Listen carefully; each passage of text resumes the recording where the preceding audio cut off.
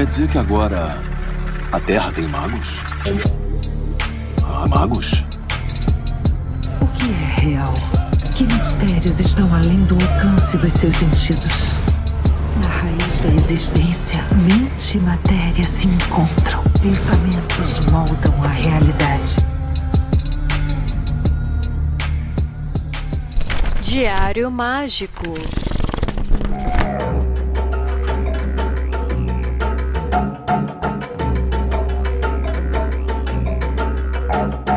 Aí sim, eu sou Rodrigo Vignoli, seu apresentador, e está começando agora mais um Diário Mágico, e eu tô muito empolgado para saber a recepção de vocês acerca desse episódio, porque eu gravei com a Aline e foi simplesmente sensacional. Ela tem muito conhecimento, muito embasamento e putz, é um tema que eu gosto muito, embora eu não tenha, sei lá, 1/10 do conhecimento que ela tem acerca de magia egípcia, mas assim, foi muito, muito legal, foi muito interessante. Além de uma querida, essa carga de conhecimento torna o papo todo muito mais profundo, então eu acho que vocês vão gostar demais. Mas antes da gente começar o episódio, a gente tem uns recadinhos, que é o seguinte: o nosso Páginas Rasuradas, ele vai ao ar agora no dia 22 de novembro, às sexta-feira, umas 8 horas da noite, e é a nossa live em que a gente recebe muito mais relatos de vocês. Então, separa aquela historiazinha que tá ali no fundo do baú,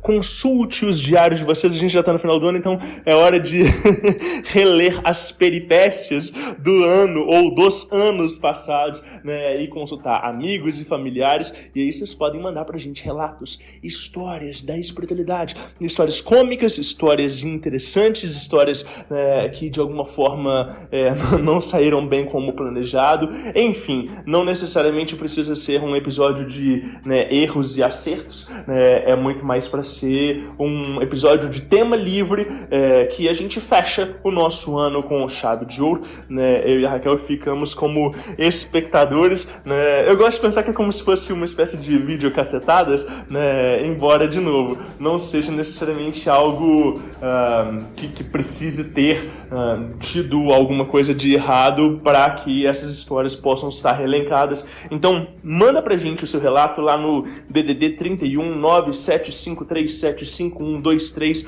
ou então no e-mail contato@diariomagico.com.br. As histórias, elas podem ser em áudio, elas podem ser em texto.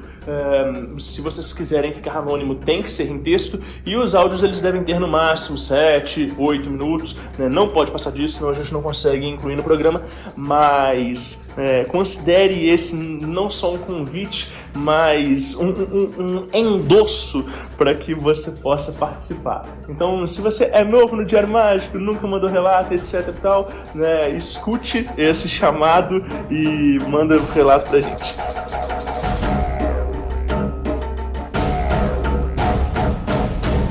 Bom, a gente ainda tem o nosso Apoia-se, apoia.se/Diário Mágico. Se você quiser explorar um pouco mais esse universo mágico-literário, entra lá, nos apoia, vai ser muito bom e muito maravilhoso. E é isso, vamos abrir esse diário?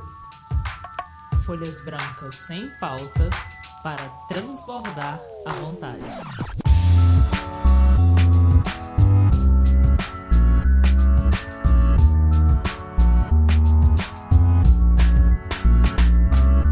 Aí sim! E aí, pessoal, como é que vocês estão? Tudo bem? Hoje a gente vai ter um Diário Mágico um tanto especial, pois é um tema que eu gosto muito, embora não tenha uma profundidade para falar, mas a gente trouxe uma convidada que sabe pra caramba e que tem todo um contexto de trabalho com os deuses egípcios. Então, Aline, seja muito bem-vinda ao Diário Mágico.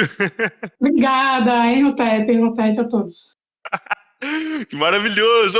Quando você vai se apresentar, como é que você faz? O que você fala? Eu sei que você é mãe de santo e tem um monte de trabalhos, mas como é que você costuma se definir? Olha, acho que a minha principal atividade hoje em dia realmente é com o terreiro, e com o QMX Brasil, que apesar de a gente ter aí uns projetos que não estão tão ao público, muita coisa acontece nos bastidores, mas acho que são as minhas principais atividades. E eu tenho também um ateliê de restauro de arte sacra, que é uma coisa que é um hobby que também me ajuda muito. Que Tenho legal. meus retornos aí também. São as minhas principais atividades, né? Fora isso, né, ainda tem uma comunidade de Telemann não oficial de shitpost? A gente tem aqui uma santa ordem super sagrada, né? Um trilho de memes muito forte aí. Quem não conhece, por favor, se acheguem. A Santa Ordem Tomatinho Vermelho, chicotada 93, para acolher todas as tribos. E Maravilhoso. É o que faz ainda o Facebook valer a pena. exatamente, a gente está lá insistindo e resistindo, né? Que massa. Ô, Aline, como é que é a história da espiritualidade na sua vida? Isso vem de família? Não? O que chegou primeiro foi, né, terreiro? Foi quemetismo? Foi, sei lá, telema? Eu não sei se você considera telemita, mas como é que é essa história na sua vida? Bom, eu nasci numa família paterna kardecista e materna umbandista, né? E eu cresci dentro de terreiro, mas na minha primeira infância, minha família se afastou das práticas de terreiro e continuou com práticas mais caseiras, né? Então, na época que eu cresci, eu não tive a experiência de estar inserida em terreiro, estar inserida numa religião específica. E aí, aos 11 anos de idade, por conta própria, eu senti uma necessidade de buscar algo, né? E, por um acaso ou não, eu entrei em contato com literatura espírita e fui sozinha atrás de um centro espírita, encontrei um centro espírita que me acolheu, bati na porta lá com 11 anos de idade, sozinha. Caraca. Trabalhei lá por 10 anos, né? Dos meus 11 até os 21 anos de idade. E na época que eu saí de lá, eu saí justamente por conta de uma situação de manifestação mediúnica em família, que deu uns problemas e tal, gerou certos traumas para mim. E aí eu fui procurar Umbanda, né? Até uma história um pouco curiosa, que depois eu posso até contar. E fui procurar Umbanda para tentar me resolver, né, com essa questão de manifestação mediúnica.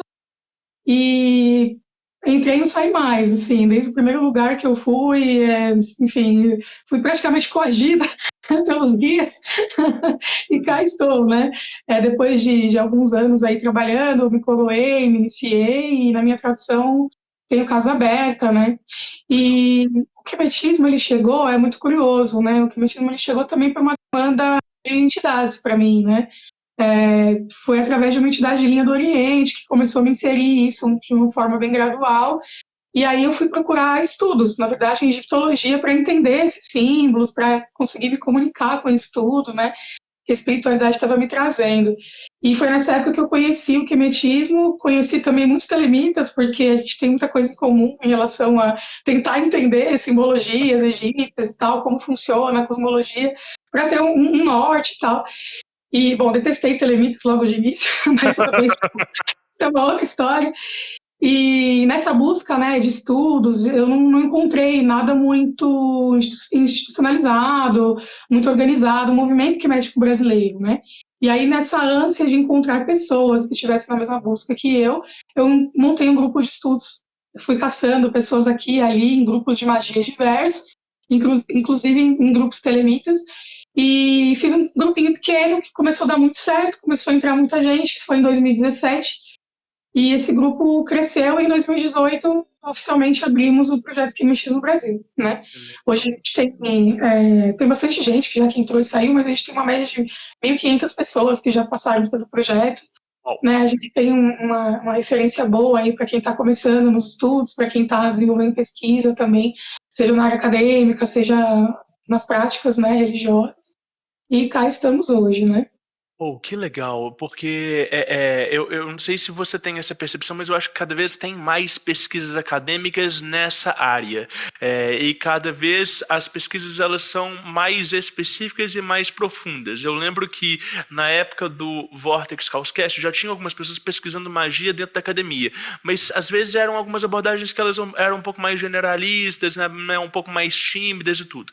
E hoje em dia eu tenho visto muitos projetos de mestrado e de doutorado de pessoas pessoas né, trabalhando com literatura assim, muito específica e fazendo trabalhos assim, muito interessantes e que às vezes não são magistas praticantes, não são espiritualistas, mas enquanto acadêmicos eles acabam né, sendo influenciados, atravessados por esse texto e passam a praticar. E você deve ver muito isso dentro do Queimetiz Brasil.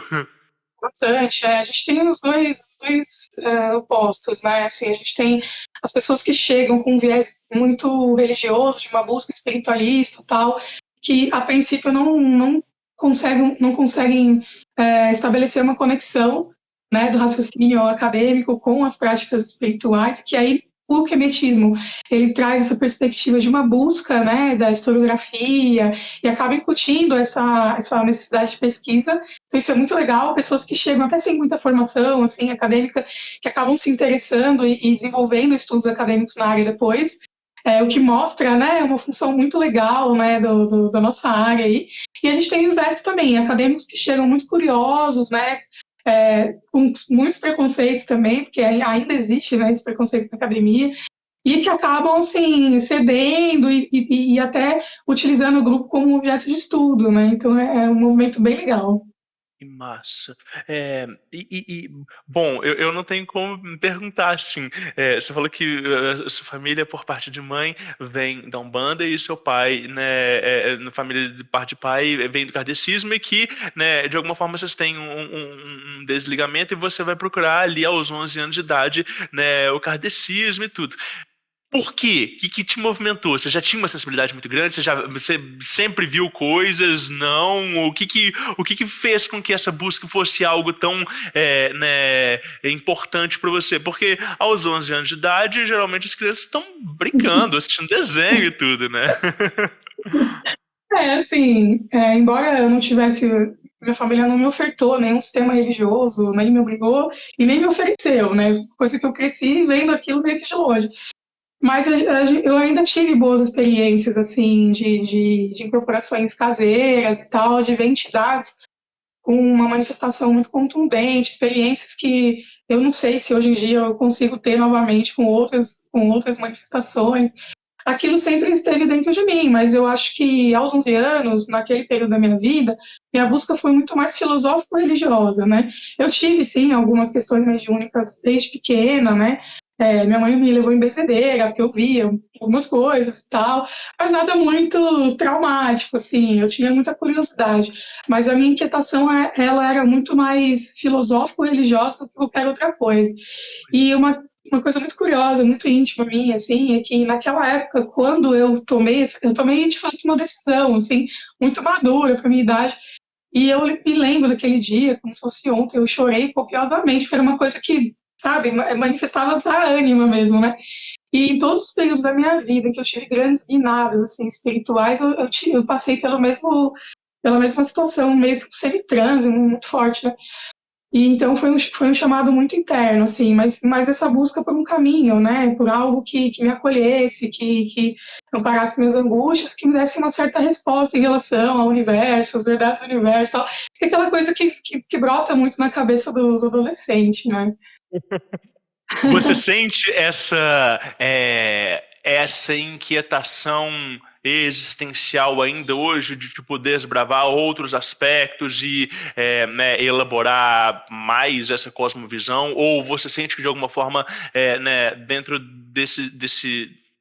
desses vários universos que você já contempla hoje, né, existe uma espécie de saciedade e as coisas estão um pouco mais estáveis, assim, como é que você enxerga esse aspecto interno seu? Olha, eu acho que a espiritualidade, ela nunca para de nos surpreender, né? Então, assim, mesmo quando a gente está se considerando ali pacificados, né, com as nossas buscas e as nossas cosmologias todas, a espiritualidade vem e, né, e traz algo novo e te surpreende, e te faz revisar e rever coisas e analisar. Então, eu considero, assim, totalmente pacificada, com uma inquietação e uma angústia constante, que era uma coisa realmente da minha adolescência.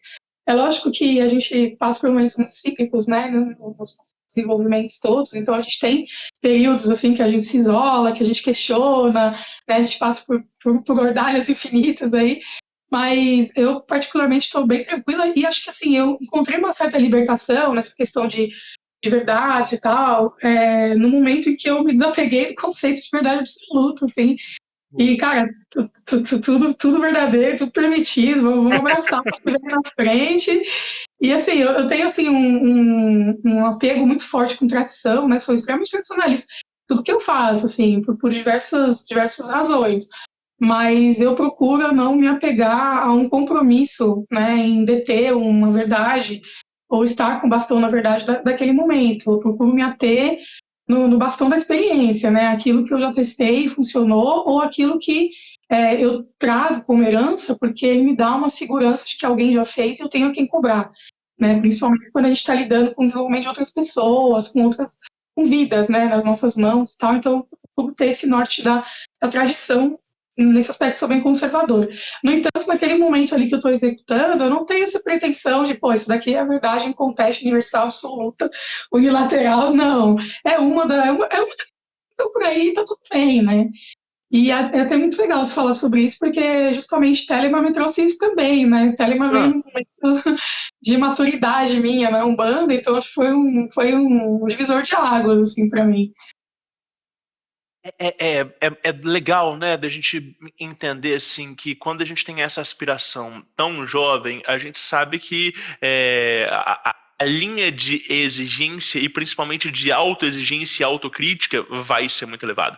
E que pra gente chegar num nível de saciedade, né, e usando a palavra que você usou, né, de pacificação, é porque a gente está correspondendo às nossas expectativas, que a gente sabe que não são expectativas ordinárias. E aí quando você traz duas palavras, né, de ser né, tradicionalista e conservadora, isso é muito legal, porque eu também me considero dessa forma e... muitas vezes a gente vê que as pessoas ao redor, elas talvez não tenham a mesma percepção da gente que a gente tem. Mas eu entendo que ser tradicionalista é entender, né, e respeitar alguns conjuntos de regras, talvez, ou de sistematizações que foram feitas anteriormente e que de alguma forma elas, né, se provam por si mesmas. Ou seja, existe uma lógica, né, existe uma operação que ela resulta em um produto que ele de alguma forma é consagrado e ele não é uma mistura, né, uma salada de ideias. E aí a salada tem espaço para salada de ideia, mas elas precisam ser testadas meticulosamente, né, e com o devido cuidado que essa nossa exigência pede. Então acaba que né, eu pelo menos entendo que eu tenho certa liberdade para experimentar as coisas, já que, né, o meu nível de exigência comigo mesmo ele é, né, elevado. Não sei se você, né, se enxerga assim também. Não, totalmente. Eu acho que no sentido assim, mais no âmbito individual, né, vai lá e testa, né, assim, é você contigo, né. Mas realmente, quando diz respeito a outras vidas, a outras pessoas, outras individualidades, a gente carrega uma certa responsabilidade ali, né? E a gente vai cobrar quem depois naquilo que não deu certo, né? Se realmente foi uma atitude nossa, né? Sobra pra gente olhão, assim, então é meio complicado mesmo. Mas é isso, eu acho que a tradição, ela, assim, muita gente enxerga a tradição como uma amarra, né? Como algo que escraviza, né? Poxa, atrapalha um certo desenvolvimento, uma progressão das coisas. Mas eu vejo a tradição como uma liberdade, porque é o que te dá segurança para voar, né? A partir da tradição que você alça voos altos, assim, e é como você falou, tudo tem uma margem de progressão das coisas, onde você vai somando, hibridizando certos elementos, mas isso tudo vem como uma forma de agregar o culto e de fazer o culto também atravessar o tempo e o espaço, com aquela base forte ali atrás, te segurando caso alguma coisa dê errado, né? Legal.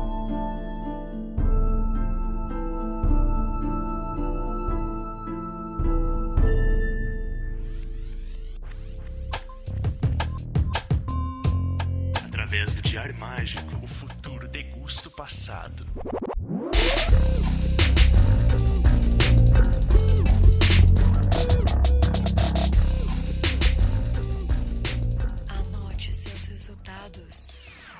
Aline, você fala que você chega, né, no estudo do quemetismo através de uma sugestão de uma entidade, linha de oriente, etc e tal. Mas provavelmente quando você começa a pesquisar, talvez você nem saiba que é quemetismo de fato. E aí eu vou então partir da perspectiva de um leigo do tipo, o que é quemetismo, né? Como que você chega nisso?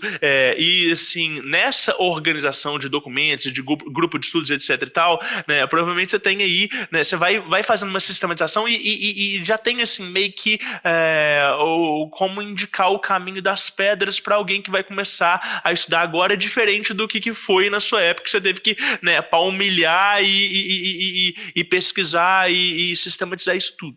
Então, o que é quemetismo né, nessa perspectiva atual?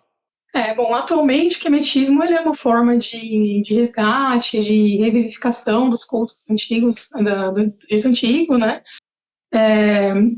Existem variadas formas de quemetismo, é uma coisa que eu tive muita dificuldade de entender na época, porque na época a única referência que a gente tinha era o quemetismo ortodoxo lá da Tamara Silva dos Estados Unidos, que ainda é a instituição mais forte, né? Assim, no sentido de grau de institucionalidade mesmo, né? Que tem um templo, que tem ordenamento, etc. E na época que eu comecei, ainda tinha assim, muito essa mentalidade que você tinha que estar numa ordem, você tinha que estar vinculado a um templo, você tinha que ter um sacerdote te guiando para você se considerar quemético, né? Hoje, no mundo todo, o quemetismo independente ele está com uma força total, assim, e ele vem demonstrando justamente isso, né? Que você não há uma necessidade. Né, a gente ainda reflete muito essa cultura de ordens iniciáticas e tal, mas o culto às divindades egípcias ele nunca foi exclusividade dos templos, né? Porque os templos eles eram, na maioria das vezes, fechados para atividades estatais, né? Atividades do faraó, para os grandes sacerdotes e tal. Mas a maioria, a base da pirâmide aí do povo, né, exercia sua fé no âmbito doméstico, tinha suas magias, tinha seus feitiços, recorria, assim, a alguns sacerdotes, mas tinha muitas práticas que eram domésticas. Então, o próprio culto popular, ele nos dá, né, essa segurança de que a gente pode fazer muita coisa no âmbito doméstico sem essa necessidade de cada um buscar um certo sacerdócio, sabe? Então, hoje em dia, o quemetismo independente, quem quiser pesquisar formas de quemetismo independente, é muito legal. Aqui no Brasil, a gente ainda não tem grandes templos, tá? É algo um pouco tímido ainda, né? A gente tem o templo do Pablo, que hoje em dia, o mais razoavelmente estruturado, aí, que é o Pablo Almassi, que é o nosso parceiro do projeto também. Ele fica no sul, em Florianópolis. É o único templo assim, que eu conheço que está devidamente organizado, pronto para receber adeptos, que faz iniciações e tal. Mas o fato da gente ainda ter esse parco, né, assim, essa parco organização do movimento quemético, não quer dizer que os queméticos não existam, não façam suas práticas. E acho que o mais legal da gente ter o culto doméstico é justamente essa liberdade que a gente tem, né, de ir assimilando a nossa forma de culto, de ir testando, ir sentindo, né, aquilo que vai ressoar mais com a espiritualidade de cada um.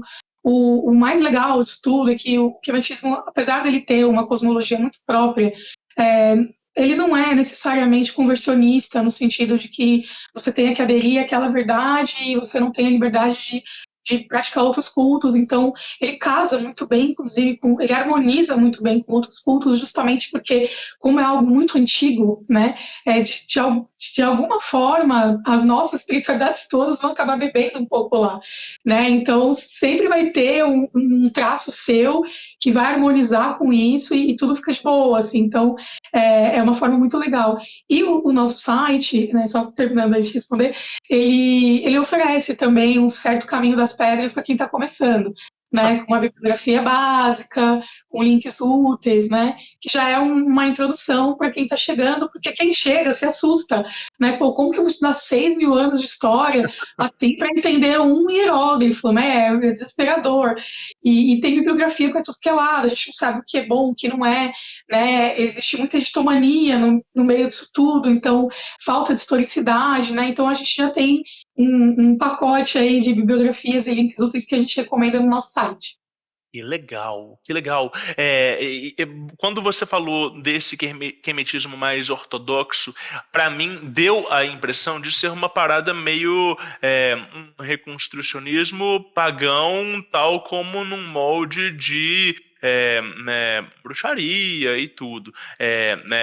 Eu tô certo em pensar nessa analogia, porque quando você começa a descrever um pouco sobre quemetismo independente, faz parecer que existem outros tipos de abordagem em relação a essas inteligências, a essa, vamos dizer assim, egrégora como um todo, a esse sistema, né, mágico e religioso, que não necessariamente passe por uma ótica né, pagã, né, e institucionalizada, mas que permitam uma conexão com um sagrado, né, egípcio. Não sei se eu estou usando os termos certos, mas faz sentido essa minha percepção?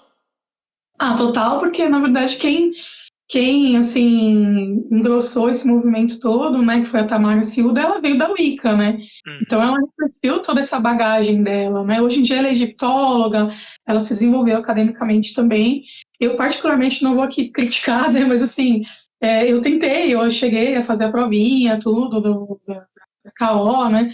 Mas assim, eu não senti uma convergência porque eu achei tudo muito engessado também, né? Fica tudo muito, assim, tudo reflete meio que a bagagem dela mesma, né? Ali, porque ela se coloca nesse papel de Nisud, né? Como a faraó do movimento todo.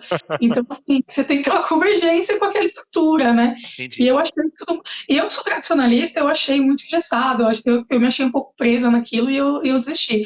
Mas eu tenho, sim, bons amigos, né, que são da KO. Mas hoje em dia, a maioria dos meus amigos queméticos todos são dependentes, cada um desenvolve suas práticas, seus estudos, suas pesquisas, né? Bom, o que é tradicionalismo dentro de quemetismo independente? O que é quemetismo e o que não é quemetismo? Né, a gente usou um termo que a gente usa muito para Golden Dawn, né, que é egiptomania. O que é egiptomania e o que não é? A egiptomania,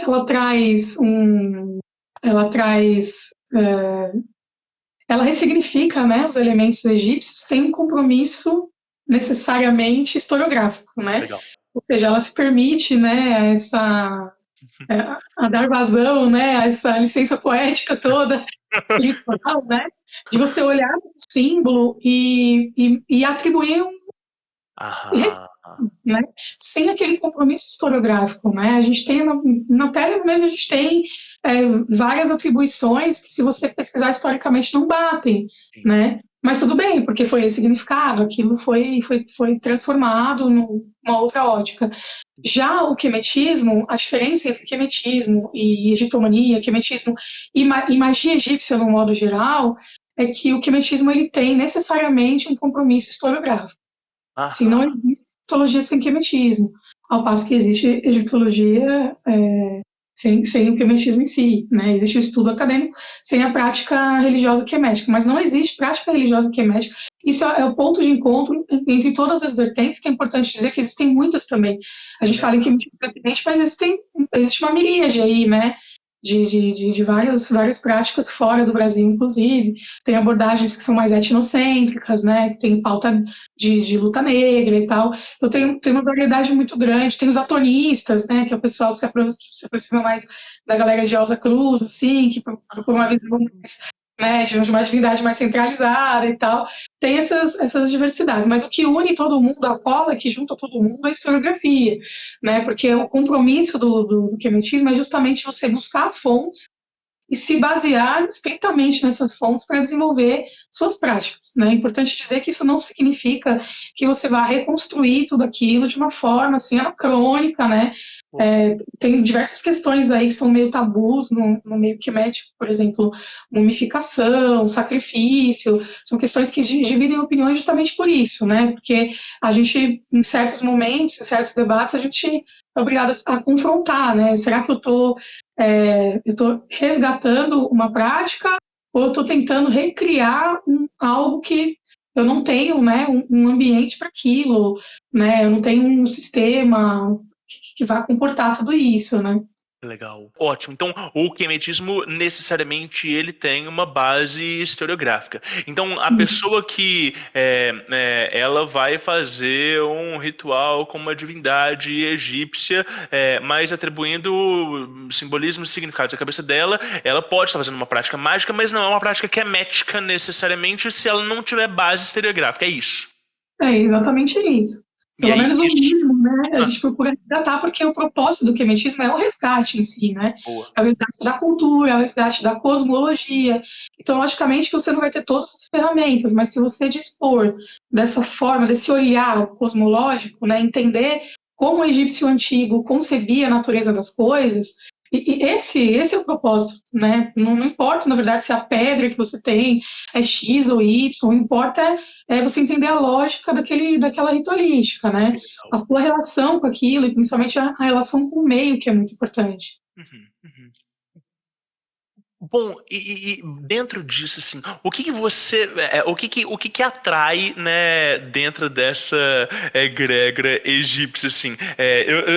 Você deve, assim, receber um monte de pessoas que elas têm, de alguma forma, algum tipo de fascínio desde sempre que não sabem explicar. Eu sei porque, né, eu sinto essa atração, conheço muita gente que sente essa atração, da mesma forma que a gente conhece muita gente que vai sentir essa atração por mistérios nórdicos, ou com celtas, né, ou com os próprios povos árabes e sufismo e islamismo e tal, né, mas assim, né, como é que você enxerga essa atração, vamos dizer assim, inconsciente que movimenta as pessoas?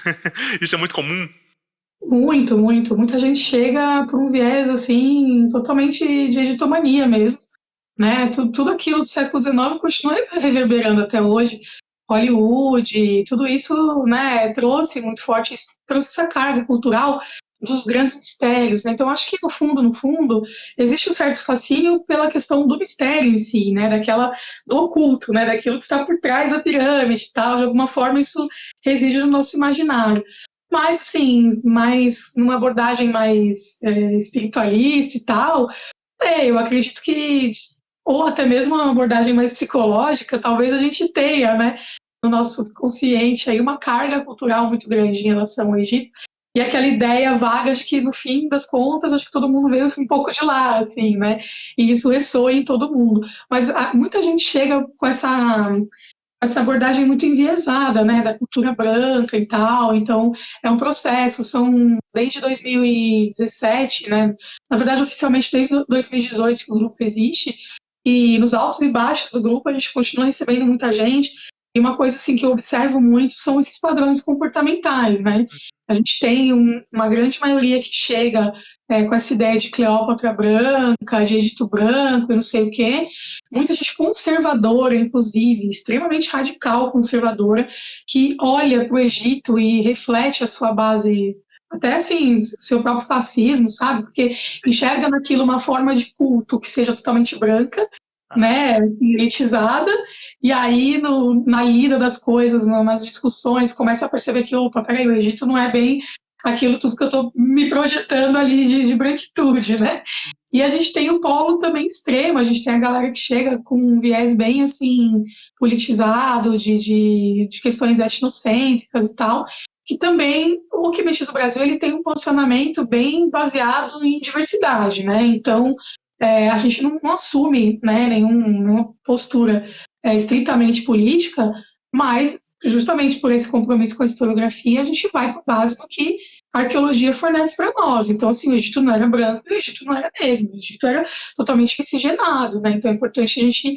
E aí a gente vai desconstruindo tudo isso que as pessoas vêm trazendo, né? É muito comum também chegarem pessoas com várias questões psicológicas que começam a misturar com a parte espiritual. E, cara, sempre tem alguém que foi rei ou rainha, sempre tem alguém que foi faraó, que foi o sumo sacerdote, não sei o quê. E dificilmente você vê um cara assim, olha, eu tive uma visão que eu fui um trabalhador egípcio, que eu sei lá, que eu esculpia pedra. Não, são reis, são rainhas. A gente vê sempre as mesmas questões recorrentes, né? E tem assombrados também, o pessoal que chega, não, eu particularmente tenho uma posição muito definida em relação à mumificação, mas assim, tem a galera que insiste, não, eu vou ser mumificado quando eu morrer, eu vou deixar testamento e tal, não sei o quê. Então, assim, são comportamentos que são repetitivos, mas que eles refletem muito a forma do esotérico médio, do cultista médio de se relacionar, né? Assim, hoje, como que você enxerga essa relação com né, religiões afro-brasileiras? Assim, existe relação entre quemetismo e Umbanda? Não. Ou essas relações existem, mas elas são indiretas? Né, tem pessoas que vão falar, é porque, né, os deuses africanos, né, vêm ali do mesmo continente. Mas não sei se Uhum. tem algum tipo de paralelo. Então, olha, a gente tem várias abordagens, né? Hoje em dia tem estudos acadêmicos, sim, que apontam essa convergência, Ó. né, de Egito Antigo e práticas africanas, né, de religiosidades africanas e, consequentemente, afro-brasileiras, né? Tem estudos sobre isso. Mas aí é uma visão minha, particularmente eu acho meio que forçação de barra, assim, porque se você for analisar, muita coisa vem do Egito, né? Matematicamente, filosoficamente, medicina, cosmetologia, tudo vem de lá. Então, se a gente for colocar tudo nessa balança, a gente pode traçar esse paralelo com uma porrada de coisa, assim. Eu, como praticante de uma religião brasileira, eu vejo sim uma convergência, mas a convergência que eu vejo, estranhamente, não é africana em nenhum ponto, assim, no sentido das tradições que nós conhecemos aqui, tradições Yorubá, Bantu, etc. Eu não vejo essa convergência direta. O que eu vejo é um legado que nós recebemos, que é branco, que é sim colonizado, que é justamente esse braço branco colonizado que traz o povo do Oriente. E o que é o povo do Oriente, se não uma visão totalmente ocidentalizada e embranquecida do mundo externo, né? Então, eu assim, não que eu acredite, mas o que eu vejo na prática, né, em termos de conversão das coisas, existe sim uma harmonização grande, né, com essas questões de Egito, mas na prática, em termos de Umbanda, ela vem definitivamente pelo braço do Oriente, ou seja, uma forma já totalmente ocidentalizada de enxergar o outro, aquele que vem de fora, aquele que vem de uma cultura distante. Mas justamente por já haver esse tipo de culto em variados segmentos umbandistas, né, de uma forma bem já consolidada, é um caminho muito seguro, um caminho muito tranquilo e que dá para ter uma conversa muito boa, de uma forma bem harmônica, dos dois lados, né? Seja da Umbanda em relação ao quemetismo, seja do quemetismo em relação ao Umbanda. O meu altar que está aqui atrás, ele, assim, aparentemente, ele é médico, mas eu não trabalho com ele se eu não trabalhar com a minha entidade também. Então, assim, é vela para uma, vela para outra, tá tudo conversando junto ali, porque é um que traz o outro, né? Eu acho que a gente tendo essa noção de pactos, os pactos que cada um carrega e a forma que isso se apresenta para cada um, tá bom. Boa. Quando você fala dessa entidade, é especificamente dessa entidade de linha de Oriente que se harmoniza com isso? Isso, de linha de Oriente foi a entidade que trouxe tudo isso para mim, né? E que eu tenho uma ligação mais direta. Na minha profissão, a gente tem uma forma de lidar com entidades, no sentido de que, curiosamente, as entidades, para nós, elas estão acima das divindades. Não por hierarquia, mas por lida. Né? Então, assim, eu vou dar primeiro o pão para quem está do meu lado. Eu dou a vela para quem está do meu lado, depois eu vou ver o resto. É mais ou menos isso. Mas isso é uma coisa muito particular do meu segmento, né? E aí, bom, é muito legal essa visão crítica, né, dessa linha do Oriente, porque, de fato, é uma generalização e uma perspectiva extremamente enviesada. E aí, quando a gente fala de entidade de linha de Oriente, a gente pode ter tanto entidades que elas têm, né, essa origem mítica, né? Porque a gente pode falar que é histórica do Egito, mas você pode ter entidades que, sei lá, vêm da Turquia ou vêm de outras e que vão ter ensinamentos completamente diferentes, que vão ser todas centralizadas numa mesma linha que, na verdade, é uma linha né, literalmente estrangeira, né? É uma abertura para que outros espíritos que não são daquele sistema se manifestarem e terem uma troca de ideias. E que provavelmente abre perspectiva dos médiuns e dos consulentes para outros aspectos, não vou nem dizer religiosos, mas espiritualistas que complementam essa vivência particular de cada um. É mais ou menos isso? É totalmente isso. Eu fico pensando que isso é muito legal, porque dá a oportunidade de cada pessoa, né, enquanto espírito, contemplar as particularidades da própria história cósmica delas, né? E aí, Sim. pensando do ponto de vista encarnacionista, né, se ela teve ali várias passagens, elas têm ali vários aspectos que podem ser desenvolvidos que às vezes uma religião ou uma cosmovisão meio estanque não vai dar conta de contemplar aquilo tudo. E aí, quando você tem, né, essas abordagens mais plurais, você consegue ir resgatando algumas coisas interessantes ali. É isso? É exatamente isso. Nossa, que doido. Ai, entendi.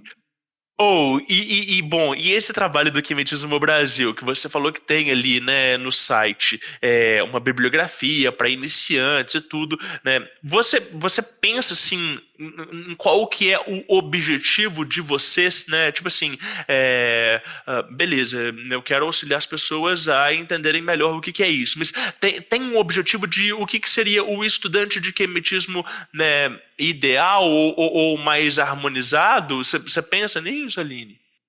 Sim, inicialmente o nosso objetivo ele era ser um grande guarda-chuva para templos que viessem a surgir no Brasil, porque justamente pela carência, né, de templos organizados, a gente tinha esse sonho, né, de ajudar a organizar, como se fosse realmente uma entidade federativa, né? Legal. Com o tempo e até a nossa dificuldade em organizar tudo isso e ter recurso para isso tudo, o CREMET do Brasil passou a ser uma referência de estudos independentes, né? Hoje em dia, o nosso foco ele está em fomentar pesquisa. Então, a gente já tem planejado uma conferência para acontecer aqui em São Paulo, né? Para fazer uma chamada de pesquisa dos próprios queméticos em si, apresentarem trabalhos no formato um pouco mais acadêmico e também convidar, né, acadêmicos para conhecer esses estudos todos, né? E agora a gente está começando também uma conversa com queméticos independentes de fora do Brasil. Então, a gente está gravando uma série de entrevistas com queméticos da América Latina, tem um dos Estados Unidos, por enquanto só tem um dos Estados Unidos, o resto é tudo América Latina e Espanha, né? E a gente vai estar publicando aí nos próximos meses, porque a intenção é justamente trazer essa referência do que é ser quemético, né? E como como é importante a gente também usar referências de fora, de pessoas que são de outras culturas, mas que a gente acaba se enxergando, né, nas dificuldades que cada um tem, nos erros e nos acertos de cada um. E é interessante também a gente observar o porquê que essas pessoas também são independentes, né? Porque também tem caô lá fora, né? O que levou essas pessoas a trilharem esse caminho? Que doido. Porque é isso, né? A prática do quemetismo ela sempre vai ser atravessada e influenciada pelo contexto do indivíduo, né? Pela cultura, pelos desafios, né? Entendi. E aí, quanto mais pessoas vocês conseguirem, né, entrevistar e fazer essa interseção, vocês conseguem entender onde que a prática do quemetismo também vai influenciar a vida do indivíduo. É mais ou menos isso. Sim, sim. E também a gente tem essa referência de que cada cultura, com suas questões políticas, econômicas, etc., vai procurar os seus meios, né, de trazer esse resgate, levando em conta o seu contexto e sempre com base no estudo egiptológico, que é uma coisa em comum a todos, que também é um dos nossos objetivos. Essa questão da conferência justamente é para fomentar a pesquisa, né?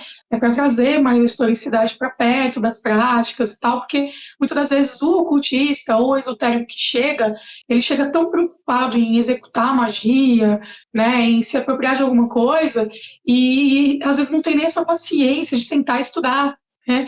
Então é uma forma da gente também estimular o estudo e a pesquisa também, né? É, eu imagino que o estudo do quemetismo ele vai fundamentar algumas bases de pensamento e de observação de certas crenças que elas não são né, comuns ou que às vezes elas até possam ser intuitivas, mas elas não estão definidas lógica e conscientemente. Tem algum conceito-chave assim que você vê que as pessoas às vezes fazem confusão no início ou que de alguma forma elas demoram um pouco para conseguir absorver e aplicar isso, né, vamos dizer assim, mentalmente, internamente? Ah, total. Principalmente quem chega assim de outras ordens, né, com outras práticas já consolidadas, é meio comum, assim, o praticante ele tentar impor um certo modelo, né, de lidar com as coisas, que tá tudo bem também, acho que varia de acordo com o objetivo de cada um, mas para quem chega tentando, né, assim, se desenvolver no quemetismo em si, pode ter algumas dificuldades nesse sentido de tentar aplicar modelos anteriores, né? Então, aquela coisa de brincar de Pokémon dos deuses. Eu já tenho minha ritualística aqui, eu só vou mudar a divindade. Isso funciona, né? Você vai fazer a magia do caos, tal, ou a Assunção forma Deus, beleza, tranquilo, mas isso não é quemetismo. Então, quando você vai se debruçar no quemetismo em si, que você olha esses 6.000 anos de frente, né? Aquela falta de ar, assim, meu Deus, o que eu faço agora? É um momento que a gente realmente precisa se desapegar e desligar a chavinha das práticas anteriores e tentar entender literalmente a cosmologia que está por trás daquilo, né? Essa forma de lidar com a natureza e com o mundo que é diferente da forma ocidentalizada nossa. Então é lógico que a gente não vai conseguir, assim, acabar com o nosso modelo econômico, a gente não vai conseguir fazer tudo isso, né? Nós somos seres ocidentais vivendo no capitalismo e tudo, a gente tem que reconhecer a nossa condição ocidentalizada. Mas a questão do resgate, ela vem como um exercício, né? Um exercício de confrontar visões de mundo. Então a forma, por exemplo, coisas que eu posso citar, né? A forma que o egípcio ele lida com o meio ambiente, né? Totalmente integrado. Tudo é o todo, tudo faz parte do todo. A pedra sou eu sou pedra, eu sou tudo, né? Então existe essa dificuldade de se desligar. A questão de se colocar nessa postura de sacerdote é algo que empodera muito, mas que às vezes traz problemas, porque traz essa dificuldade de se enxergar como parte de certos problemas, né? E algo que eu acho assim extremamente importante, né, que o quemetismo traz é essa visão mais fluida sobre divindades, né? Essa coisa de que a gente não tem as caixinhas, né? Não dá para brincar de Pokémon, porque esse Pokémon ele evolui ao longo dos 6.000 anos todo. Então, você está lidando com uma divindade que, na verdade, ela é manifestação de várias outras ao mesmo tempo, e aquilo vai mudar de acordo com a região, de acordo com o reinado, de acordo com os aspectos políticos, de acordo com a fé individual daquele cidadão ali. Então, se desapegar dessa rigidez, né, do culto é muito difícil. Você olhar para uma entidade, porque eu sou devoto de Isis, mas que Isis? Isis não é uma divindade, Isis é uma ideia, né, uma coisa que conversa o tempo e o espaço. Então, essa perspectiva assim, mais fluida, ela é um desafio. E isso casa muito bem com a Umbanda, assim, até a forma que a gente lida com o orixá na Umbanda, né? Essa visão mais fluida de que o orixá ele é uma ideia, ele é um processo, ele é uma manifestação que está envolvida com mais uma cargada de coisas ali, e que é muita pretensão a gente querer encaixar tudo nas nossas caixinhas, né? Isso vale para a entidade também, né? Entendi. Então, assim, uma pessoa que ela tem um culto a Isis ali nas primeiras dinastias, ela não vai reconhecer uma Isis já de um Egito de 5, 6 mil anos que foi completamente pilhada com outros mitos e com outras atribuições e que talvez a força primordial seja a mesma, mas que tem outras qualidades culturais mescladas ali, né? E eu consigo entender isso que você está falando né, dos orixás na Umbanda enquanto força viva e enquanto uma ideia que está em mutação, e um incômodo que eu tenho muito grande das pessoas pegarem essas ideias vivas e quererem definir elas dentro porque na minha tradição é assim, desse jeito, ótimo, sua tradição é assim. Então essa coisa não funciona desse jeito como estão falando por aí. Não, pera. Existe todo um oceano cultural que ele é muito mais amplo do que aquela tradição da pessoa, né, especificamente. Então, talvez não funcione dentro da casa, dentro daquele terreiro, dentro daquela comunidade, mas não quer dizer que aquela ideia não seja ampla, né, e viva, né? Entendi. Acho que esse é o ponto assim, de maior crítica, né, de quem está de fora da Umbanda, e até do pessoal de outras tradições afro, que acabam assim, batendo muito de frente com a apropriação da ideia de orixá, mas na verdade não entendem que a gente não tem assim para cara, a gente não tem essa preocupação, né, de quem é o orixá na África, porque a gente usa polissemia, a gente usa a mesma né? A mesma palavra, mas que abarca um monte de coisa que o orixá de candomblé não abarca, né? São ideias totalmente diferentes, né? Então, quando a gente está diante de um orixá, a gente está diante de uma bagagem cultural que é muito grande, que viajou através do tempo e do espaço, que culminou ali na tua frente e que está se apresentando com um nome que traz uma carga muito maior do que uma cultura só. Não é só Yorubá, não. Tem diversos povos e diversas ideias que estão ali por trás daquilo, né? A raiz, ela é muito profunda, né? É muito profunda. E eu imagino, assim, que na Umbanda, particularmente, é difícil de ter uma perspectiva historiográfica, tal como no Kemetismo, né? Porque o objetivo é outro. Exatamente. A Umbanda, ela não tem esse compromisso, né, historiográfico. Hoje, as coisas, elas estão virando um pouco, né? Então, assim, assim, a gente tem uma sociedade que está cada vez mais urbanizada, mais escolarizada, existem os anseios, né, de uma cultura formal, né, de um conhecimento formal. Então, a gente está testemunhando aí uma leva de adeptos que está cada vez mais em busca do conhecimento acadêmico e tal, e de ter uma resposta assertiva para tudo, de ter uma base historiográfica de coisas que não tem uma explicação, assim, necessariamente. Você vai ter metodologia de tudo que você está falando. Às vezes é uma corruptela de uma coisa que alguém brotou da cabeça do cara lá. E assim, essa preocupação excessiva, né, de ter uma resposta formal para tudo, ela acaba sendo um pouco problemática também, né? Então, porque são propostas diferentes, né? A Umbanda, ela vem com um anseio popular, né, não compromissada com esse conhecimento técnico todo, e agora a gente está encontrando essa demanda da população por esse conhecimento técnico, e as coisas elas estão se confrontando, né? Agora, onde isso vai dar, não sei, né? Isso é muito doido, Aline, porque eu vejo, assim, que se por um lado é interessante esse estudo técnico, né, acadêmico, profundo, por outro lado ele corre o risco de uma esterilização e uma higienização de práticas que elas, às vezes, não vão ter uma fundamentação lógica e racional. E eu vejo, assim, hoje, né, você tem falado desses anseios, né, muita gente tentando ter uma perspectiva reconstrutivista e extremamente conservadora, e assim, com uma bandeira étnica, né, muito pautada, e que às vezes justamente prejudica o objetivo final, né, não enquanto um estudo, mas enquanto prática, né, da religião e da espiritualidade de uma comunidade. Aí eu penso assim, que a gente precisa de definir qual que é o objetivo da religião. Se o objetivo da religião ele é auxiliar a comunidade em que aquele terreiro está inserido, e isso vai ser necessariamente algo, né, local e contextualizado e cultural, então, os anseios daquele terreiro, eles podem ser, né, mais eruditos à medida de que isso seja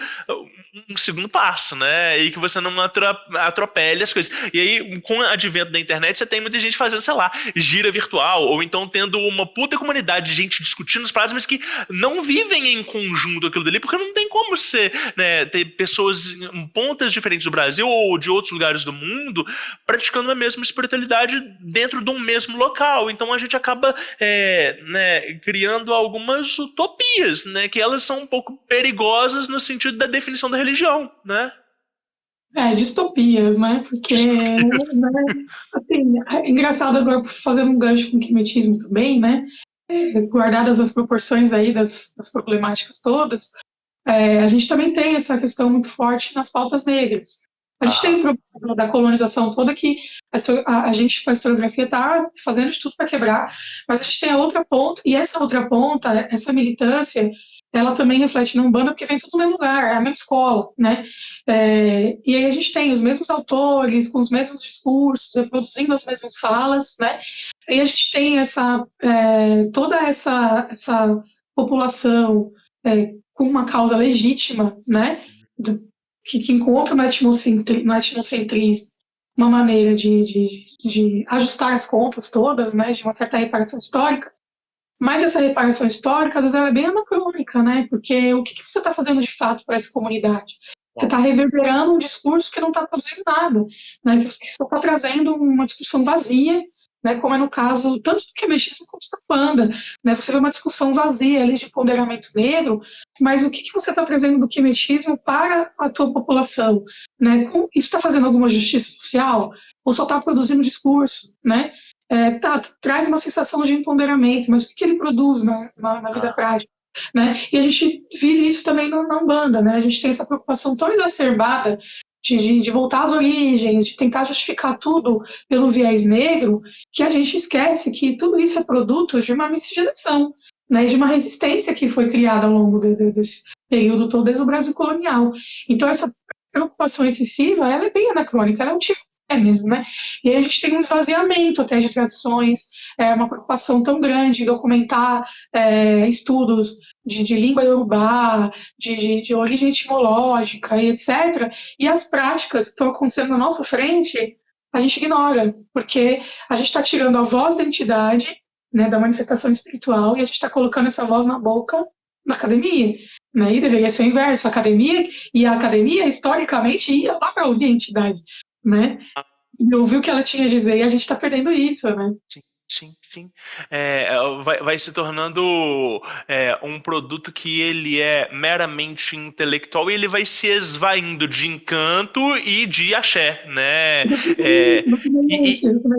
E aí, essa sistematização de conhecimento, a gente tem que tomar esse cuidado de não ser um desserviço, né? De não ser uma exploração de práticas e uma catalogação delas, e nessa catalogação a gente perdeu o mistério da parada, né? E algumas coisas justamente vão ser tradição oral para sempre, justamente porque quando elas são postas em palavras, elas levam a um viés, elas levam a interpretações errôneas, elas levam a pessoas que não têm capacidade para manifestar certos, né, aspectos da espiritualidade, da religião, achando que tem só porque aquilo dele está acessível dentro daquele vocabulário, dentro, né, de forma escrita, né? E isso é muito doido. Eu vejo isso demais dentro dessa tradição de magia, né, que eu pratico, que é, né, mais um viés de magia salomônica, principalmente magia angelical, né, das pessoas acharem que por terem acesso a grimórios,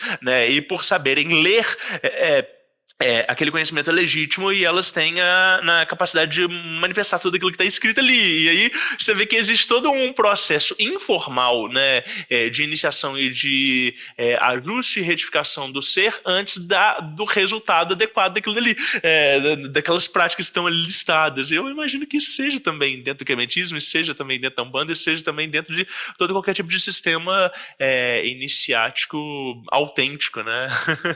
Então, é muito legal isso que você falou, porque aí trazendo a questão do diário mágico, né, para as esferas, eu acho super legal uma prática que a gente tem na Umbanda, que são os cadernos, né, os cadernos de macumba, que a gente vai herdando de geração em geração, que tem uma certa diferença com o diário mágico de outros segmentos, né, que ele tem essa pretensão, na verdade ele não tem pretensão nenhuma, ele só tem a intenção de registrar certos acontecimentos, pontos de escada, nome de entidade, ritualísticas, mas é muito curioso você observar que, especificamente os cadernos de Umbanda, de macumbas variadas, ele não tem um modo de fazer.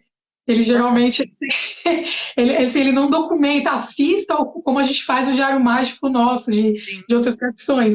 Ele vai lá e coloca, para fazer tal coisa precisa disso, da lua tal, não sei o que, não sei o que, não sei o que. Acabou. Né? Quando você herda esse registro, esse caderno, você olha para aquilo e fala, e aí, o que eu vou fazer com isso? Né? E olha como é legal, você junta as duas coisas, você junta aquele registro, né, que está ali, aquela memória viva, e você adiciona a tua experiência, né, o teu preparo prático para pegar aquela receita e colocar ali para funcionar. E isso vai depender do quê? Do teu desenvolvimento mediúnico, né? Isso é muito importante. E se você herdou aquele caderno, né, das mãos daquele sacerdote anterior, daquele praticante anterior, às vezes você está herdando também toda uma memória afetiva e emocional que complementa aquelas lacunas e que às vezes a gente nem se dá conta. Às vezes a gente está lendo uma receita, né, que está 50% no papel, mas a gente tem 80% dela porque aqueles 30% naturalmente se complementam porque a gente sabe o modo de fazer do outro, o que eram valores, né, essenciais para ele, o que não eram, a forma forma de interpretar o mundo, né? Isso é muito doido. E esses 30%, de uma certa forma, é uma memória afetiva, mas também tem a ver com essa mediunidade de conseguir, né, conectar intuitivamente aquilo, né? Essa herança toda aqui do Lune, esse fio de Ariadne todo, né? E em relação ao quemetismo em si, eu acho que é uma prática realmente muito importante a gente ter esses registros, sim, né? Daquilo que testou, daquilo que deu certo, daquilo que você vai deixar para uma certa posteridade, né? São propostas diferentes, você redigir um curso, né? Vocês colocarem esse papel de vou ensinar aquilo que sei e vou registrar aquilo que eu estou dando conta, né? Eu acho que em relação ao quemetismo independente, o uso dos diários ele é extremamente importante para criar, né, esse registro e essas memórias elas serem levadas adiante, né? Aline, eu tenho algumas perguntas que eu tô pensando aqui, né? Que é o seguinte, você falou de quemetistas independentes que eles são atonistas, né? E citou um pouco esse viés da Rosa Cruz. Existe uma cisão e uma discussão muito grande entre a galera que é mais politeísta e essa galera que, eu não sei se o termo é exatamente monoteísta, quando a gente está falando, né, de Atom e da galera que cultua Akhenaton e tal, né? Como que você enxerga essa, não sei nem se é uma dicotomia, mas como você enxerga essas duas vertentes, né? Ou se são mais vertentes do que só essas duas? Tem essa discussão no quemetismo, né? Atonismo é quemetismo, né? Aí a gente tem várias outras, a Rosa Cruz é quemetismo, Telema é quemetismo, né? Se a gente for discutir, assim, tudo que tem elemento egípcio.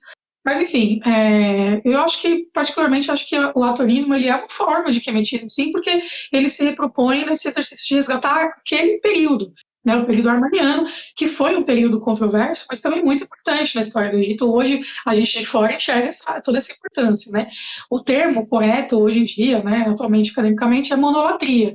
Porque a academia está descobrindo, né, o período armaniano não como um período de grandes evoluções, mas como um período de um progresso de uma ideia que já existia. Então, na verdade, o Akhenaton ele não traz uma grande evolução das coisas, né? Ele aplica um modelo que já existia nos bastidores da coisa, né? O sistema todo ele continua igual, ele só transfere. Então, ele transfere, por exemplo, o papel de Ra, ele transfere para Atom, ele se enxerga também como parte daquilo, ele coloca a esposa como uma divindade, ele reproduz as cosmogonias no próprio reinado, né? Então, não é, se você for analisar, não é nenhuma grande novidade, é realmente um passo mais de uma certa. Não chega a ser uma ressignificação, mas de uma certa progressão das ideias que depois, posteriormente, não foi muito bem aceito, porque na época foi visto como uma quebra, né? Uma quebra de paradigma muito grande, né?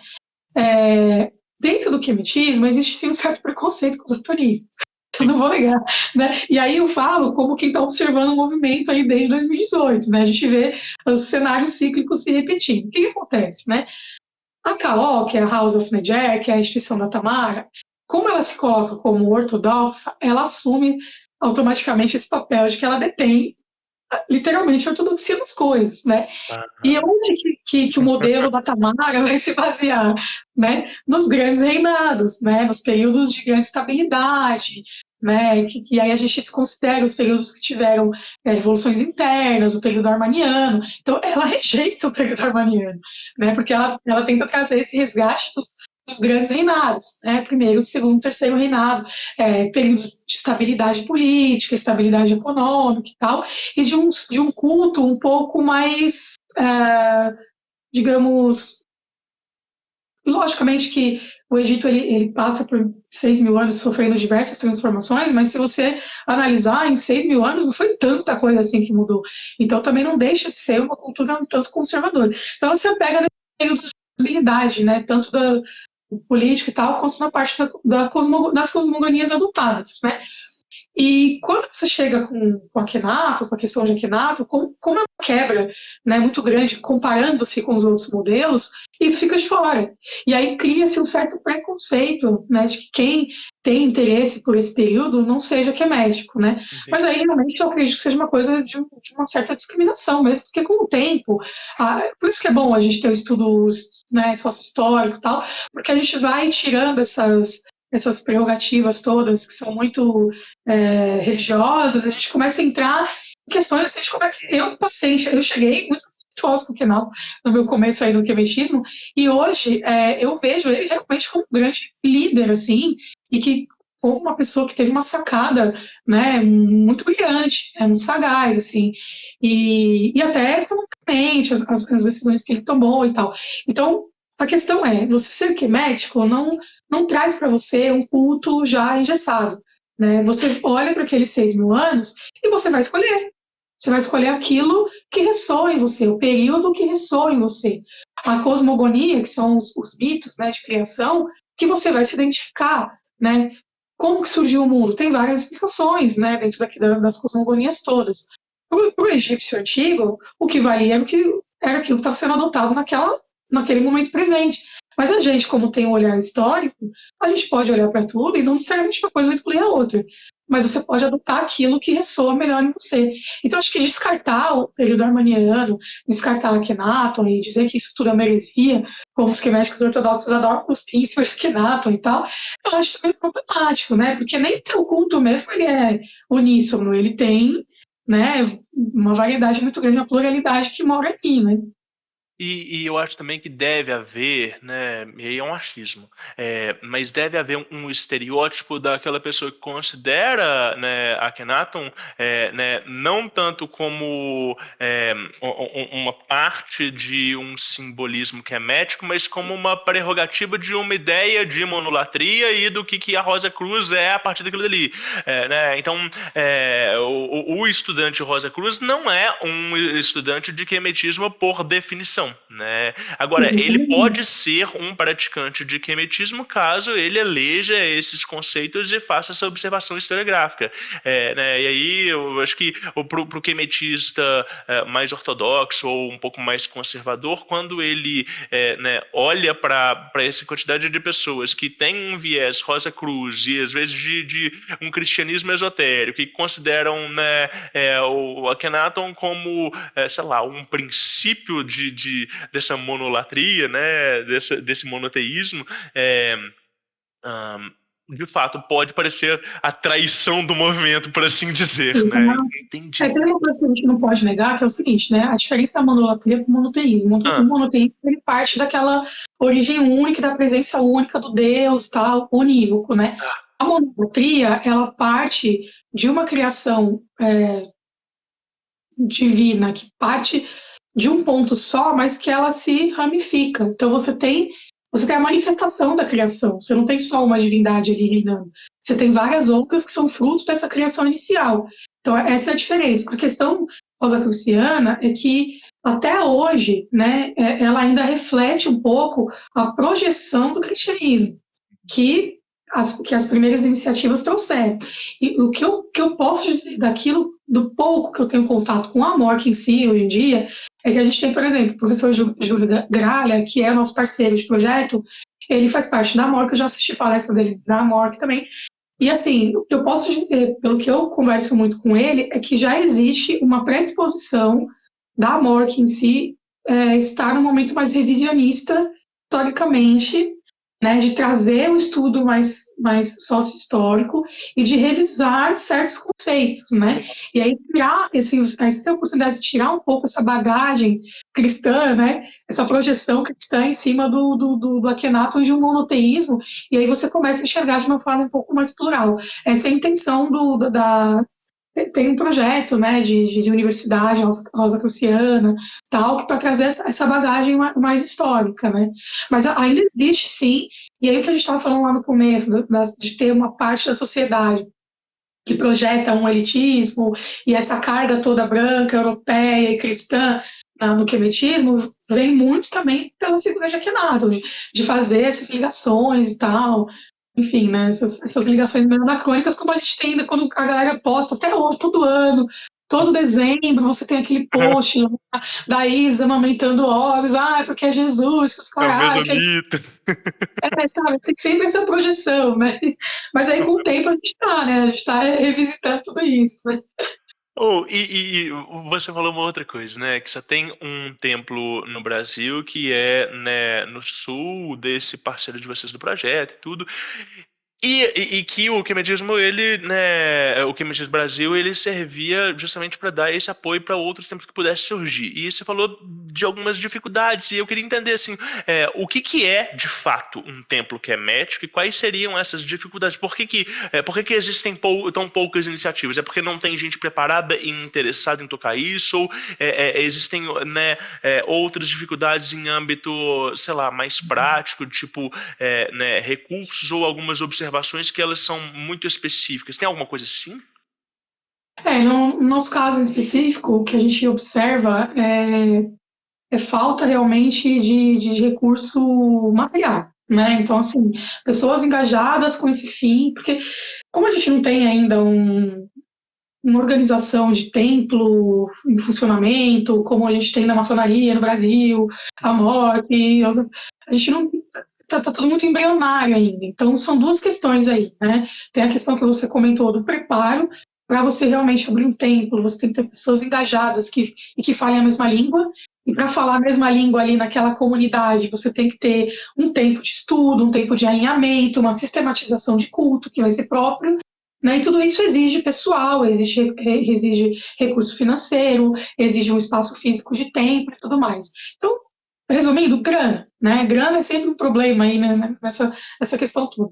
Com o QMX no Brasil, a gente encontrou a mesma problemática, porque, embora seja uma organização que não tenha como base fins lucrativos, né, até hoje a gente não conseguiu se formalizar, até a gente passa por períodos de recolhimento muito grandes, porque quem gerencia o projeto desde o início sou eu, o Júlio e o Pablo, aí cada um tem seus momentos, o Pablo se distanciou, depois eu fiquei pouco dormente e tal.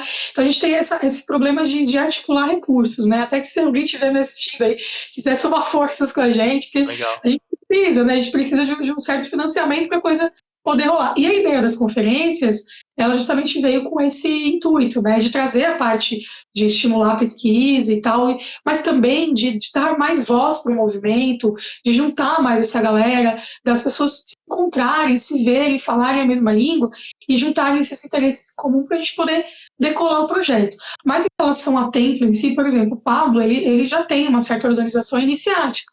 Né? E aí a gente tem uma outra questão, é gente do Brasil inteiro, então, é gato pingado, tem um cara da Amazônia, tem um cara do Sul, tem um cara de São Paulo, outro do Rio. Então, você juntar tudo isso e ter um processo iniciático à distância, considerando que o quemetismo ele tem sim uma base material, porque você está resgatando assim, oferenda, tem um certo lastro, né, material das coisas, Sim. E aí você precisa da presença, então é muito difícil você articular tudo isso, né? Mas eu acho que a origem da coisa, ela é, assim, um pouco financeira, porque dificilmente você tem pessoas engajadas em doar tempo e em dinheiro para fazer uma ideia brotar, assim, vamos fazer um templo. Vai fazer o templo, precisa de grana, precisa de espaço, e a gente vai usar qual abordagem, quem que vai estar à frente. Realmente não é uma iniciativa para qualquer um. E eu acho que, mediante todas essas dificuldades, eu já vi templos nascerem e morrerem muito rapidamente, não só no Brasil, mas fora do Brasil também. Existe essa dificuldade da sistematização toda, né? Você sistematizar um culto, até uma hierarquia, porque você é um cara lá que vai estar à frente do movimento, como que o público vai lidar com aquilo, né? No caso da Tamara, a coisa dá certo porque é a instituição americana, norte-americana. Então, tipo assim, dinheiro, funding, tal, eu tô à frente, não tem eleição, enquanto eu existir, o negócio existe, né? Então vai pra frente por causa disso. Agora você pega um sistema que não se propõe a isso, a ter um faraó, algo do tipo, né? Aí começam as contendas todas, mas tem que ter eleição, Então, assim, você tirar tudo isso do nada é muito difícil, né? Então, realmente é um esforço grande, né? Nossa, tá, tem toda uma dinâmica. Mas assim, paralelamente a isso, embora não existam tantos outros templos, existem então ordens iniciáticas de abordagem quemética, né, primordialmente. Olha, existem ordens iniciáticas que utilizam elementos egípcios, isso eu posso dizer. Ah, entendi, olha só, legal, tá, muito bom.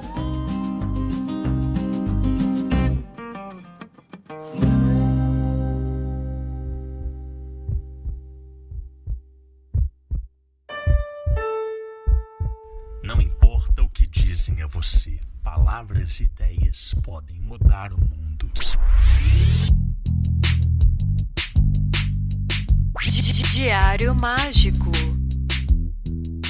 Aline, e, bom, você estava falando sobre Diário Mágico, como é que é essa história, né, de registro na sua vida? Porque você começa com 11 anos, então, no Centro Espírita, provavelmente o Centro Espírita às vezes não tem um registro de fato, mas vão acontecendo inúmeras experiências mediúnicas e espirituais na nossa vida, que às vezes a gente precisa de anotar porque a gente vai esquecer, ou às vezes a gente precisa de anotar pra gente conseguir processar a parada, e aí depois, né, vem a Umbanda e o sacerdócio, depois vem Telema, né, você tem um diário, você pratica isso, você anota as coisas que acontecem? Então, em relação aos diários, eu tenho dois diários, né? Eu tenho meus registros de Umbanda, porque parte do kardecismo eu tenho poucas coisas registradas, assim, soltas, né? Mas no meu momento de iniciação mesmo da minha colação, eu fui obrigada a registrar certas coisas. E sem ainda ter um contato com a concepção de diário mágico nos segmentos ocultistas, eu já comecei a relatar algumas coisas ali, né? Hoje em dia, vou ser sincero com você, é muito difícil conseguir ter esse registro, porque muito acontece com os meus filhos, e assim, eu posso dizer que eu tenho vários diários, porque os deles também são meus, Claro. né? É muito doido isso, porque eles têm registros de muita coisa que diz respeito a mim e diz respeito ao terreiro. Então, muito se manifesta mais através deles do que de mim mesmo. E tenho o meu registro telêmico, que é recente, né? Que é algo muito recente, acho que eu comecei em março. E aí eu já tenho um outro tipo de abordagem, né? Eu tenho esses dois tipos de registro. Agora, em relação ao quimetismo, eu não tenho muito essa prática de registro, não. Até porque o quimetismo, para mim, lógico, eu vejo uma importância nisso tudo, mas no meu diário telêmico eu já estou abrindo um pouco mais para... onde eu consigo juntar todas as práticas, né? O meu registro de Umbanda, ele é muito específico de Umbanda. Agora, o meu diário telêmico, para mim, já é o meu registro geral. Então, eu já consigo começar a relatar algumas coisas lá, né? E é isso. E como é que é essa prática de caderno de Umbanda dentro do terreiro? Você faz todos os médios terem o caderno deles? O caderno fica no terreiro ou eles levam para casa? Como é que é? A gente tem dois tipos de caderno, né? Tem o caderno de cada um, que é individual, que é o diário mágico de cada um, e aí cada um faz como quer, né? Seja por um grupo no WhatsApp, que eu participo, eu tenho um grupo com cada um deles, porque nossa, o WhatsApp é uma coisa que floda muito a mensagem, então a gente tem grupo só para falar da espiritualidade de cada um, que são assuntos pontuais. Sonhei com tal coisa. Aí o médium vai lá e registra em mensagem. E essa forma de registro, alguns salvam em drive, outros escrevem à mão. Tem médiums que preferem escrever à mão primeiro e depois me mandam a mensagem. E tem o caderno que fica no terreiro. Esse caderno do terreiro já é um outro tipo de caderno, que é caderno de ritos, né? Onde eu coloco leitura de búzios, leitura de odus, coloco também... Quando o médium chega. Em tese, a gente teria que ter o registro de todos os batismos nesse caderno, mas eu tenho uma ata que vale para todo mundo, porque senão dá muito trabalho fazer isso. Mas tem tudo registrado também, né? O que cada um tomou de batismo, que são vários batismos, não é um só. Mas quando chega na iniciação deles, esse caderno ele é usado na mão de Pemba, né? Que é a riscagem de pontos. A gente tem 16 riscagens de ponto, são 16 sigilos diferentes que tem que ficar registrados, a gente acompanha em 3 ruas diferentes, então tem que ter um caderno bom para isso. Legal. E ali eu vou registrando tudo, como o médium vai passando na coroação, o que ele está apresentando, o que as entidades vão pedindo, as informações que batem, que não batem, que é o caderno interno do terreiro. E aí, quando o médium ele se coroa, eu posso entregar esse caderno para ele, ou quando o médium sai do terreiro, eu também posso entregar, né, que ele leva como um registro, né? Que legal! Nossa, que bonito! E isso faz parte da tradição que você veio ou você foi instituindo isso? De onde eu vim, existe o caderno individual, que é uma iniciativa, sim, de cada médium. Se o médium é organizado, ele vai ter, se ele não é, ele não vai ter, não como algo imputado. Mas, logicamente, que à medida que ele vai crescendo na tradição, que a coisa vai se complexificando, né, assim, e aí vem muitos nomes de entidade, muito ponto riscado, muita milonga que a entidade vai trazendo, aí o médium, ele obrigatoriamente, ele vai registrando. Isso é um braço que eu trouxe. O outro, a parte da coroação, eu fui ensinada, assim, a ter um registro, né? Mas esse sistema de ter um caderno interno, aí foi coisa minha mesmo, é algo que eu fui vendo na prática que seria interessante ter ali registrado, para que cada um levasse, né? Legal. E aí a anotação desses cadernos internos, ela é dentro do terreiro? Ela é depois da gira, depois dos batismos e tal? Tem... Geralmente é quando eu faço um atendimento anual com os médiuns, um a um, assim, sabe? Então eu chamo, aí primeiro eu faço uma primeira leitura de Odus, eu faço algo por fora, eu faço uma leitura de Odus por fora, que não faz parte do processo de desenvolvimento, mas é porque o médium hoje em dia ele chega com essa angústia interminável de querer saber alguma coisa, de querer ter uma resposta de alguma coisa, porque analisou a história de fazer cabala de Exu, de fazer, sabe, de jogar para dar nome de entidade, as pessoas não suportam mais ficar sem saber nome de nada. Então eu faço uma primeira leitura só para aplacar um pouco dessa angústia, mas de uma forma bem, sabe, porque Legal. sim, na prática isso geralmente não bate 100% não, porque vai depender do que ele apresentar aí no processo de coroação. Então, nesse atendimento 1 a 1, eu faço esse primeiro registro, e aí depois, quando o médium já chega numa maturidade, que vem a primeira escagem de pontos, eu documento nesse caderno. Aí depois, dali um tempo, a gente chama de novo documento no caderno. Então, na verdade, é como se fosse um registro de aluno, assim, que fica guardado na escola, e que a gente libera quando o aluno vai sair, ou quando o aluno vai se formar, né? A ideia é mais ou menos essa. E que vai dando a trajetória, registro por registro, né, da própria caminhada do indivíduo, e que aquilo tudo é um quebra-cabeça que vai fazer sentido no final, né? E que às vezes tem alguns aspectos ali que eles não se apresentam assim na consagração final, mas que eles já tinham dado uma pinta logo no início, que você vai entendendo a complexidade daquele indivíduo, né? Eu imagino que você, enquanto, né, sacerdotisa, deva encontrar médiuns que eles devem ter uma coroa muito né, simples e direta e clara e explícita, e outras pessoas que são um puta quebra-cabeça e que vão juntando parte por parte, acontecimento por acontecimento, até ter tempo e fundamentação suficiente para que dele fazer sentido. Você falar, caralho, lógico que fulano é isso aqui, mas que doido. E não tem como ver numa única vez, ou num único ano, numa única década, né? Essa espiritualidade plural, como a gente conversou aqui, ela vai se revelando, né, nas entrelinhas, né? E tem que ter uma sensibilidade e uma intuição muito boa para conseguir montar esse contexto, né? Eu queria pegar a tua fala e gravar os meus médios, porque, cara, você usou a mesma metáfora que eu fico batendo, espiritualidade. Seus guias, tudo isso é um quebra-cabeça. Eu uso essa mesma metáfora, um quebra-cabeça, que você vai recebendo as peças devagar na mão deles, porque não sou eu que vou dar as peças. São eles que devagar eles vão se mostrando, eles vão se apresentando, e aquilo você vai montando aquele mosaico, no final você enxerga tudo. E esse ato de montar o quebra-cabeça para nós é no período da iniciação. Quando você coroa, você tem tudo respondido, né? Você passa pela mão de Pemba, pelas confirmações todas, e diante daquilo não tem o que você argumentar, aquilo acabou, não tem mais mutação nenhuma a partir daquilo. E eles não têm essa paciência, eles querem já chegar com tudo formatado, com nome de entidade, com falante, com não sei o quê, orixá, cabeça, e é engraçado, Rodrigo, porque assim, isso é uma prática que... Por que eu falo que sou muito tradicionalista? Porque lógico, a gente não pode parar no tempo e no espaço, porque muita coisa a gente precisa revisar, principalmente questões sociais e tal, mas naquilo que diz respeito a certos modos operandi, assim, tem certas coisas que funcionam, né? E ainda existem poucas tradições que fazem isso, existem duas formas de abordagem. Você chega num terreiro, num sistema qualquer, e aí você já é obrigado a confirmar aquilo, já dá o nome, já risca o ponto. Primeira coisa que dá uma risca ao ponto. Formas de trabalho, né?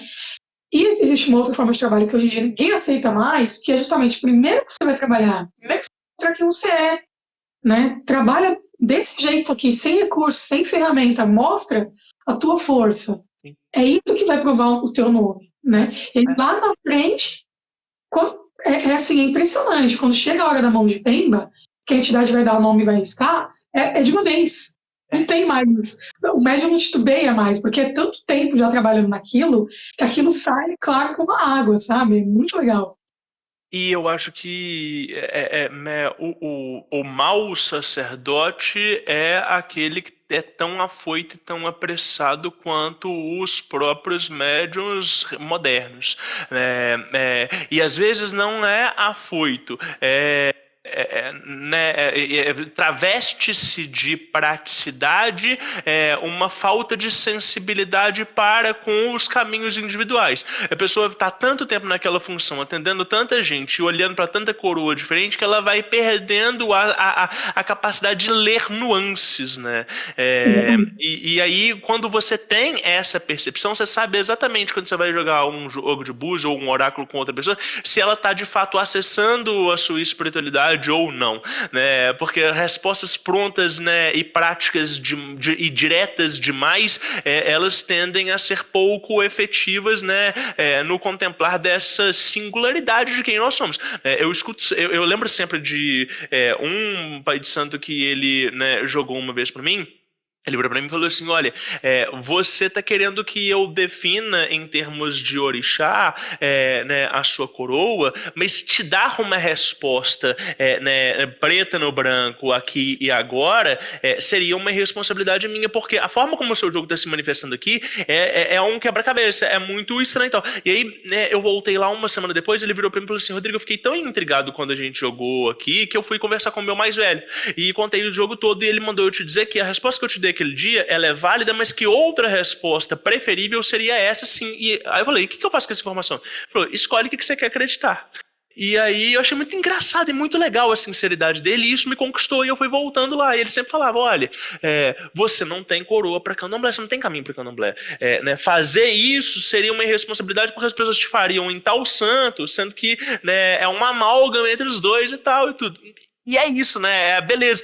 Talvez não tenha caminho para aquela tradição iniciática específica, mas você vai jogar em um outro sistema, em uma outra tradição, e vai falar assim: nossa, aqui esse é o lugar, né? Tem tudo a ver. E aí você vai enxergando alguns elementos daquela outra tradição e daquela outra, nesse quebra-cabeça, e naquele ponto tudo encaixa direitinho, né? Muito doido. Porque assim, no frigir dos ovos é a tua ancestralidade que manda, né? Então, assim, até se você for conversar com a tua regência de orixá, o teu orixá tem planos para você, cara. Então, se os planos dele for você ficar no ocultismo, você vai ter caminhos abertos, total, tudo vai fluir para aquilo ir para frente, né? Então, realmente depende muito das tuas regências, né?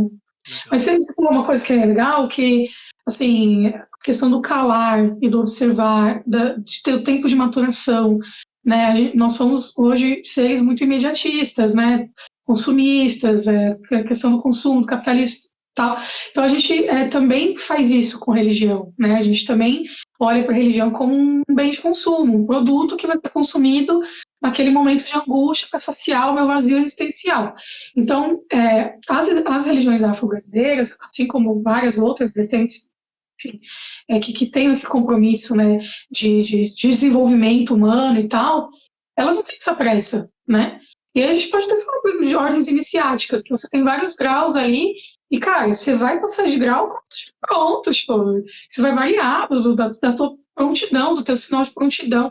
E o sacerdote, ele também tem que ter isso, porque se ele não teve isso lá atrás, ele vai ter, na hora que ele botar lá a túnica do sacerdote, a guia do sacerdote, porque da mesma forma que ele teve que saber esperar dele, né, amadurecer, ele também tem que ter, ele tem que saber calar. Às vezes a gente tá olhando ali, cara, é impressionante, você olha pra pessoa, você sabe exatamente a entidade que tá ali. Se você abre a boca e fala, você mela o processo. Exato. Dá um spoiler assim e acaba com o processo. Então você tem que ter essa paciência de observar o próprio médium, se dar conta do tamanho da lâmpada que está em cima da cabeça dele. Nossa, que legal, que fala legal. Eu vejo isso muito no meu processo de atendimento, assim, de algumas coisas que são muito óbvias e muito explícitas não podem ser ditas porque atrapalha o processo de amadurecimento do sujeito, né? Aline, que papo maravilhoso, nossa, estou muito feliz, né? E quero saber de você o seguinte: onde que as pessoas podem te encontrar, né? Com certeza tem um monte de gente que vai querer, né, te seguir e acessar o Kemetis Brasil. Então, me passa os links todos. O Kemetis Brasil é um site? É um site. www.quemetismobrasil.com.br. Se você procurar agora, a gente está em manutenção, então, mas eu acho que até semana que vem eu libero ele. E nas redes sociais também, que Quemetismo Brasil só tem a gente, né? Seja no Instagram, seja no Facebook também. Boa. E fora isso, tem também o... Pode divulgar o terreiro também? Eu não sei se é Claro, por favor, sim. Quem quiser procurar também, o terreiro Tenda de Umbanda Caboclo Risca Fogo. A gente também está no Instagram, a gente está no Facebook. E tem site também, que é www.riscafogo.com.br. Nas redes sociais só tem a gente de Risca Fogo e Quemetismo Brasil também só tem a gente. Não tem nenhuma dúvida. Se encontrar, somos nós mesmos, né? E que mais? E tem, E assim, você? Eu sou a Aline Camargo. Quem quiser me achar é só na encruzilhada. Legal. É quase isso. Mas, eu tô no Teleno Brasil, tô na Santa Ordem do Chicotada 93. Legal. Pode me procurar. E basicamente, eu também, assim, achando que é Quemetismo Brasil e achando o Risca Fogo, me acha, porque o WhatsApp dos dois cai tudo no meu número, então é tudo contato meu. Legal. Nossa, maravilhoso. Eu fiquei muito feliz com o nosso papo. Foi muito incrível. Obrigado por esse tempo e por toda essa generosidade com o conhecimento. Obrigada. Jabá, quem quiser fazer leitura também, leitura de carta, leitura de bolsa, estamos aí. E a gente também está desenvolvendo alguns cursos, né, no Quemetismo Brasil. É uma coisa que a gente faz de vez em quando, né, sempre. Mas a gente tem alguns cursos já publicados, né, em algumas plataformas. E fiquem atentos, né? Agora a ideia é alavancar o projeto esse ano para fazer a coisa rodar.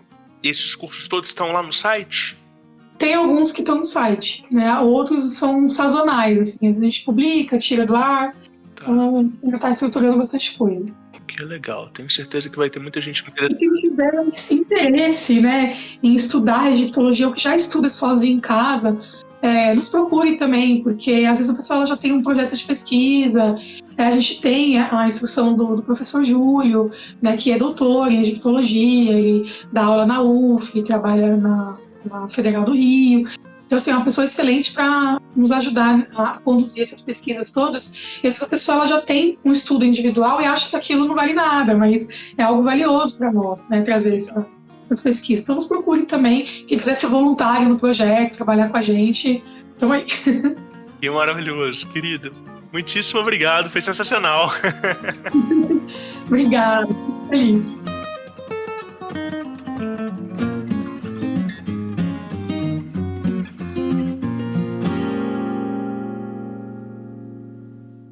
Ai sim, espero que você tenha gostado demais desse episódio do Diário Mágico. A Aline é incrível, né? Que episódio foda, que show de conhecimento, que profundidade. Eu fiquei muito interessado em saber mais sobre a forma como ela trabalha com a magia egípcia.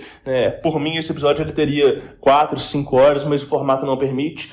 Mas quem sabe a gente não chama ela aqui outras vezes, tanto para falar de magia egípcia, quanto para falar de outros aspectos, de outras práticas, né?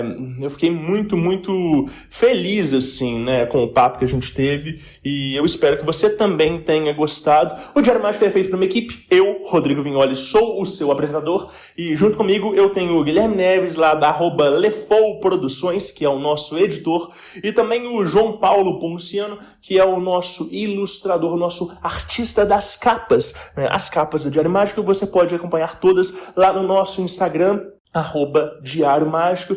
Nós todos também estamos no Instagram. E é isso. Anote os seus resultados. Lefou Podcasts.